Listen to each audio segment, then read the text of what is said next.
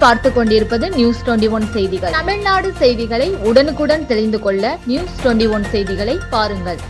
முகநூலில் தேமுதிக பொதுச் செயலாளர் பிரேமலதா விஜயகாந்த் குறித்து அநாகரிகமாக பதிவிட்ட பாமக நிர்வாகி மீது புகார்.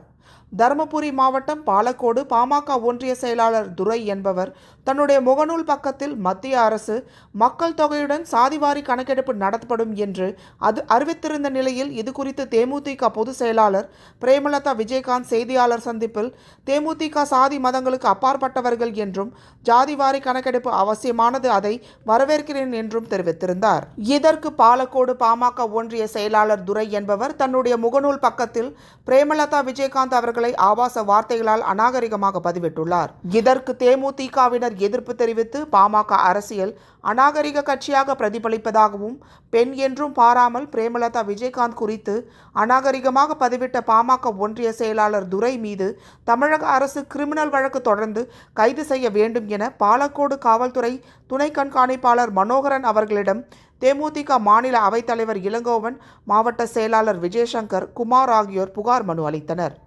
நியூஸ் 21 செய்திகளுக்காக முனியப்பன்.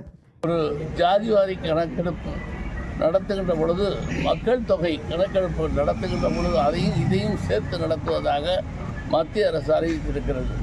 இது ஜனநாயகத்தினுடைய மிகப்பெரிய வெற்றி. எதிர்கட்சி, ஆளுங்கட்சி மற்ற எல்லா கட்சிகளும் சேர்ந்து போராடித்தான் இதை பெற்றிருக்கிறார்கள்.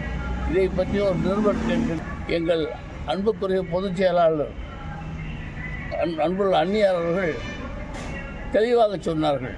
நாங்கள் ஜாதி மதங்களுக்கு அப்பாற்பட்டவர்கள், ஆனாலும் கூட இம்மாதிரி ஜாதி கணக்கெடுப்பு அவசியம் என்பதை உணர்த்தி அதை தெளிவாக சொல்லியிருக்கிறார்கள். அவர் இந்த கருத்தை சொல்லுகின்ற பொழுது, அதை வரவேற்கிறேன் என்று சொல்லுகின்ற பொழுது, பாட்டாளி மக்கள் கட்சியினுடைய தொண்டர் ஒன்றிய செயலாளர் துரை என்பவர் மிகவும் அசிங்கமாக எந்த வார்த்தையை சொல்லக்கூடாதோ அந்த வார்த்தைகளை நான் சொல்லி தன்னுடைய அரசியல் அநாகரிகத்தை கொண்டிருக்கிறார்கள். அவருடைய கட்சியினுடைய அரசியல் அநாகரிகத்திற்கு ஒரு மிகப்பெரிய பிரதிபலிப்பாக கருதப்படுகிறது.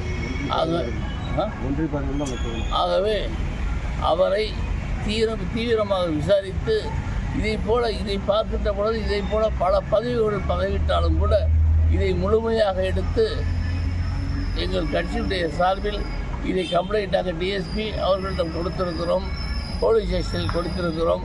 தீவிரமான நடவடிக்கை எடுத்து தகுந்த சட்டத்தின் மூலம் கைது செய்து இம்மாதிரி சம்பவங்கள் திரும்ப பாலக்கோட்டிலோ, இந்த பாலக்கோட்டின் உதாரணமாக தமிழ்நாட்டிலும் நடக்கக்கூடாது என்பதை தெளிவாக வலியுறுத்தி தகுந்த நடவடிக்கையாக கைது நடவடிக்கை எடுக்க வேண்டும் என்று அன்புடன் கேட்டு விடைபெறுகிறேன்.